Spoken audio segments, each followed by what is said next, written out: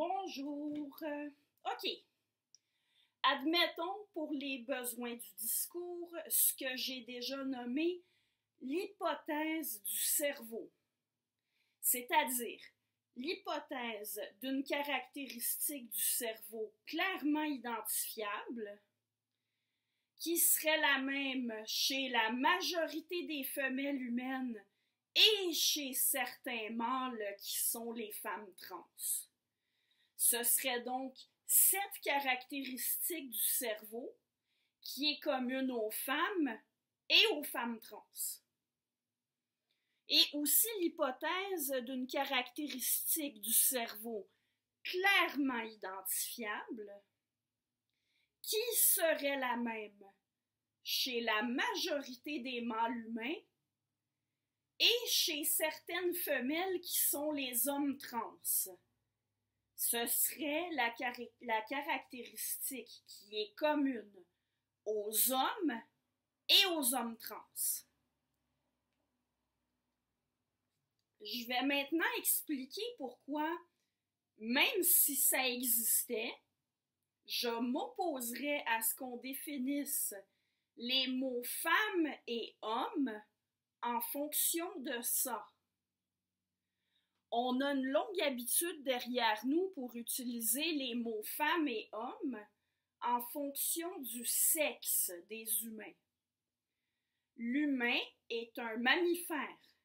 Il y a plusieurs facteurs pour déterminer le sexe d'un mammifère et l'état de son cerveau n'en fait pas partie. De toute façon, il y a un critère qui semble généralisé pour l'ensemble des espèces sexuées, et c'est le type de gamètes reproducteurs que produit l'organisme. Les femelles produisent des ovocytes et les mâles produisent des gamètes flagellés, peu importe les caractéristiques de leur cerveau.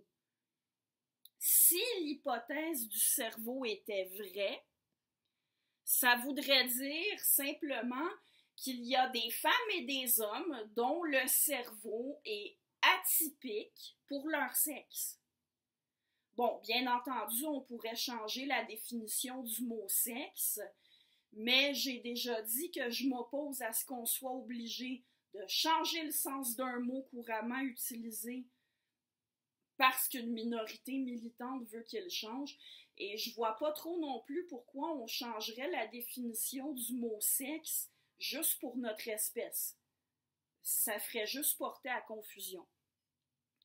Alors admettons qu'on admette l'hypothèse du cerveau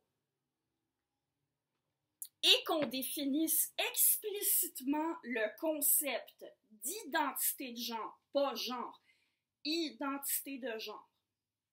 Alors, disons qu'on définisse le concept d'identité de genre comme une caractéristique du cerveau.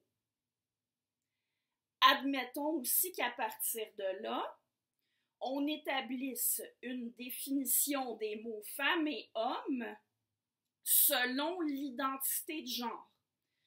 En ce cas, on désignerait les gens comme femmes ou hommes selon une caractéristique de leur cerveau. Mais vous rendez-vous compte? Ça veut dire qu'en dépit que la majorité d'entre nous accordons de l'importance au sexe des gens, on devrait arrêter d'y faire référence et on devrait faire référence aux gens différemment en fonction d'une caractéristique de leur cerveau. On croit rêver, là. Quel intérêt on aurait, la majorité d'entre nous, à désigner quotidiennement les gens selon une caractéristique de leur cerveau? Soi-disant pour inclure les personnes trans dans notre définition des mots femmes et hommes, il faudrait utiliser ce mot-là selon une définition relative à l'état du cerveau des gens. On serait obligé de parler quotidiennement de quelque chose qui n'est pas perceptible et qui ne nous intéresse pas, et de s'abstenir de parler d'une chose qui nous intéresse, c'est-à-dire le sexe des gens. Je l'ai dit, je l'ai redit, je persiste et je signe, le sexe, ça intéresse la majorité des gens. L'identité de genre, ça n'intéresse personne d'autre que les militants du genre.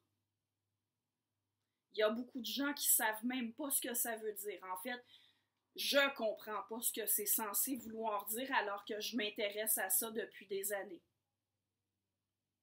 On n'a pas à s'abstenir de référer à ce qui nous intéresse, nous, ni à nous forcer à référer à des choses qui n'ont pas d'importance pour nous, sous prétexte d'être inclusif.